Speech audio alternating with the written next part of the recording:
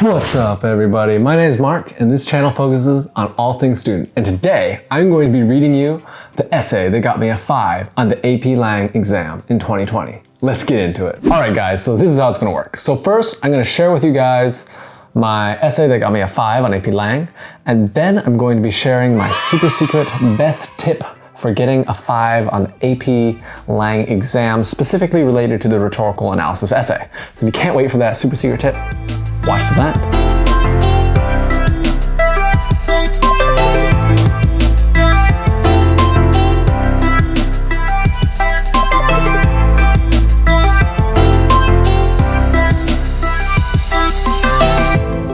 Alright guys, so if you didn't know, the 2020 AP Lang exam basically had one essay, the rhetorical analysis essay, which basically had you read a passage and then analyze it, and analyze the rhetorical choices they used to make their argument. And in this essay particularly, Harold Ickes, the Secretary of the Interior, was making the argument to the American people that we should enter the war, World War II, on the behalf of our British allies.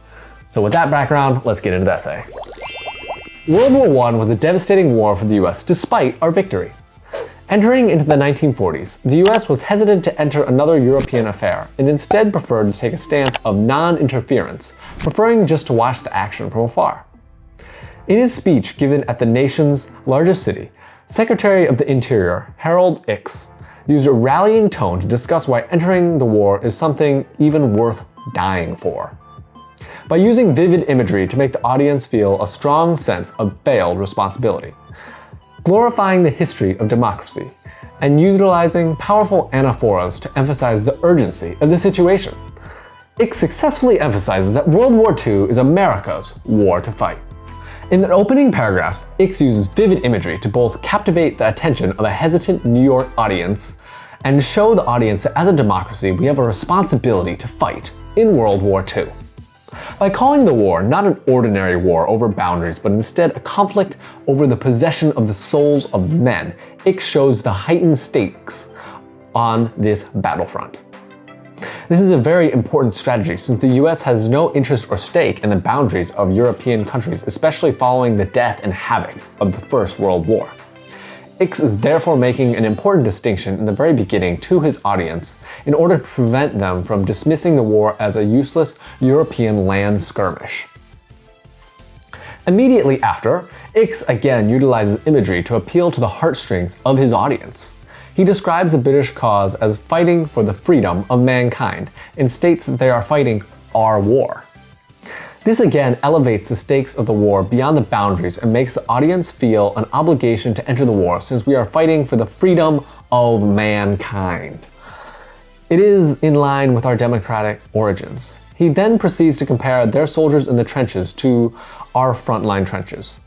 The vivid imagery of the British soldiers in the trenches sacrificing their lives for what Ickes describes as our war is an attempt to play on the heartstrings of the audience, making them feel sort of a sense of guilt and responsibility to join with the British in our joint cause.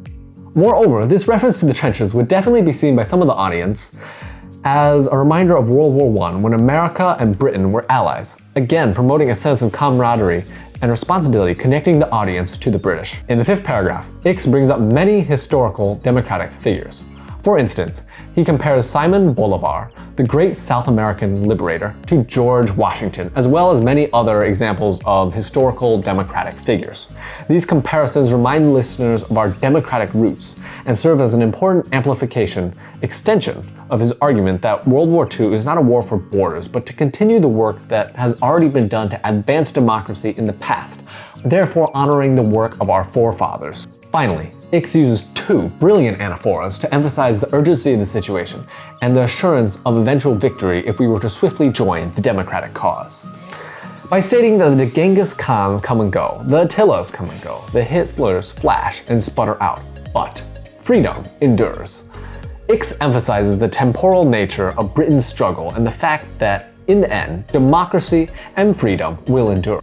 The punchy anaphora works beautifully in the medium of speech and enhances Ickes' rallying tone. Moreover, it emphasizes the important point that by joining the British cause, the audience would be joining what history shows time and again to be a winning cause.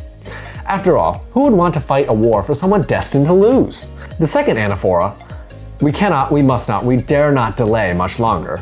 Ix uses an amplification of the first anaphora while also making the point that America must act with urgency. By using the identical syntax to make an essential point in his argument, Ix is making the connection that even though freedom and democracy have always won in the past, it is not an excuse for our inaction. This effectively emphasizes his main argument that America must enter the war now, in order to assure victory for the greater cause of democracy. Through vivid imagery evoking a sense of failed responsibility, glorification of the history of democracy, and powerful anaphoras, Ix illustrates why it is America's democratic duty to enter the war. Alright guys, what do you think? You like my essay? As promised, here's my super secret tip on how to absolutely destroy the AP Lang rhetorical analysis essay, like you're gonna destroy that like button down below. Did I get you? Alright, and it is, drumroll, it is that you shouldn't focus specifically on rhetorical devices in your essay, because I think pretty much anyone could just pick out a couple of rhetorical devices without even really knowing what the text is talking about. In your essay, you must really focus on how the author and why the author is using those rhetorical devices to make their argument. Focus on their argument, focus on why they're using their rhetorical devices. You don't even need very many rhetorical devices. You could probably have 2 rhetorical devices, just find 2, and just blah blah about them, honestly. Just try to get out some reason why the author could be using them. You don't even have to be right. Just as long as they see that you're analyzing the situation and forming an opinion based on it, then they're really gonna like it, because it will show that you're understanding and engaging with the text rather than just regurgitating some rhetorical devices that you memorized. So that is super important, and I hope it's helpful. As always guys, thanks so much for watching. If you made it this far, you're probably interested in my content, so please do me a favor and hit that subscribe button down below, and check out these videos because you'll probably like these too. Since you finally actually made it to the end, I got a little surprise for you. Alf American Liberator. Dude, just to check one. Dude, I'm gonna be illustrating that.